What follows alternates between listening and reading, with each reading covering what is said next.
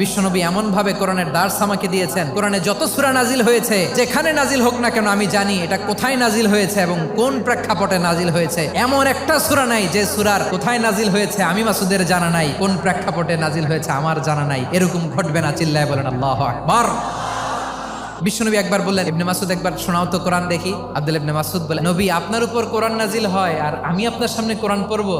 বিশ্বনবী বললেন, আমি নিজে পড়তে যেমনি ভালোবাসি, অন্যে পড়ুক আমি শুনবো, এটাও আমি ভালোবাসি। সূরা নিসা তিনি তেলাওয়াত করে শুনিয়েছেন। এমন সূক্ষ্ম সূক্ষ্ম বিষয় বিশ্বনবী ওনাকে ধরিয়ে দিয়েছেন, উনি হয়ে গিয়েছেন ফাকিহুল উম্মাহ। ওনার চাইতে বড় ফকি এই পৃথিবী আর দেখবে না। উনি বিশ্বনবী সবার কাছে কোরআন শোনায়, কিন্তু বিশ্বনবী নিজে মাসুদের, আব্দুল্লাহ ইবনে মাসুদের কাছ থেকে কোরআন শুনতো। ওমরে ফারুকের সময় কুফার বিচারপতি ছিলেন, তাহলে উনাকে বিশ্বনবী বানিয়েছেন আইনবিদ, ফাকিহ। হিউম্যান রিসোর্স ডেভেলপমেন্ট কিভাবে করবেন, মানব সম্পদের উন্নয়ন কিভাবে করতে হয়, কিভাবে যার যেখানে প্রতিভা কাজে লাগাতে হয় উনি দেখিয়েছেন। সুবহানাল্লাহ পড়বেন না?